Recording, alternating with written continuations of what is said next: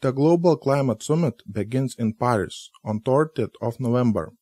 Up to 45,000 people are expected to attend the summit, including 138 very important people from different countries. World leaders including Barack Obama, Xi Jinping, Angela Merkel, David Cameron will be attending the COP21 summit.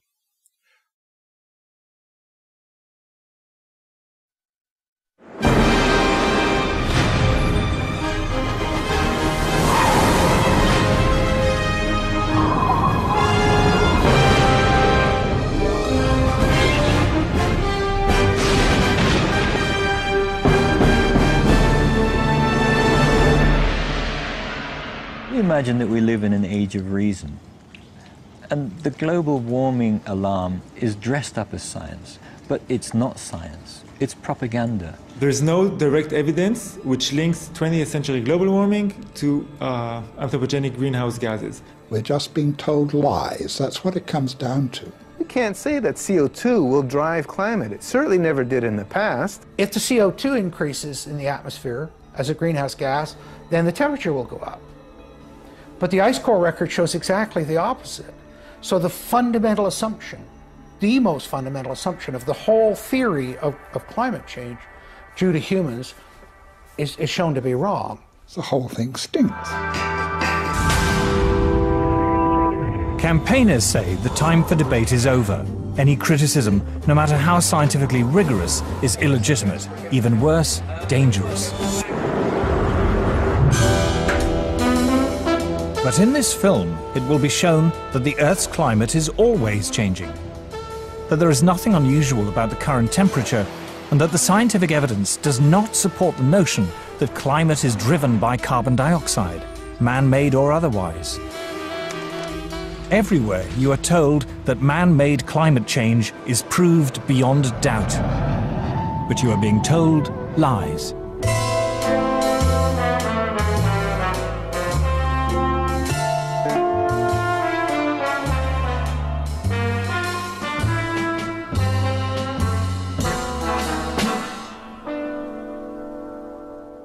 A few years ago, if you would ask me, I would tell you it's CO2. Why? Because just like everyone else in the public, I listened to what the media had to say.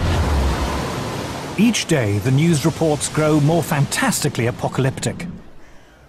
Politicians no longer dare to express any doubt about climate change. There is such intolerance of any dissenting voice. Are some of the worst climate criminals on the planet. This is the most politically incorrect thing possible, is to doubt this climate change orthodoxy. Global warming has gone beyond politics. It is a new kind of morality. Now, the Prime Minister's back from his holidays, unrepentant and unembarrassed about yet another long-haul destination. Yet, as the frenzy over man-made global warming grows shriller, many senior climate scientists say the actual scientific basis for the theory is crumbling.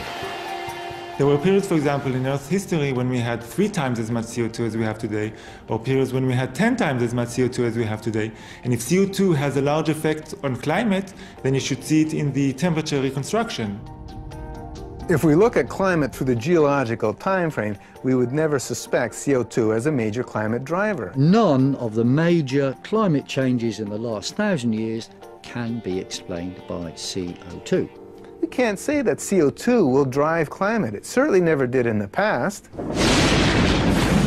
I've often heard it said that there is a consensus of thousands of scientists on the global warming issue and that humans are causing a catastrophic change to the climate system.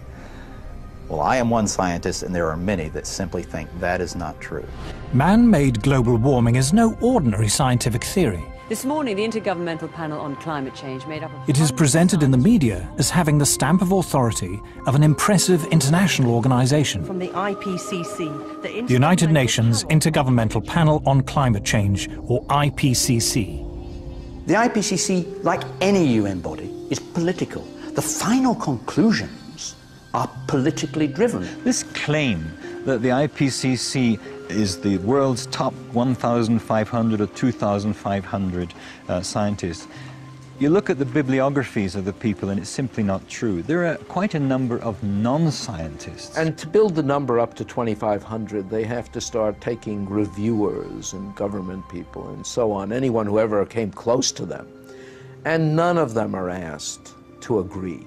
Many of them disagree. Those people who are specialists but don't agree with the polemic and resign, and there have been a number that I know of, they are simply put on the author list and become part of this 2,500 of the world's top scientists. People have decided you have to convince other people that since no scientist disagrees, you shouldn't disagree either. But that, whenever you hear that in science, that's pure propaganda. This is the story of how a theory about climate turned into a political ideology. See, I don't even like to call it the environmental movement anymore, because really it is a political activist movement, and they have become hugely influential at a global level. It's a big business.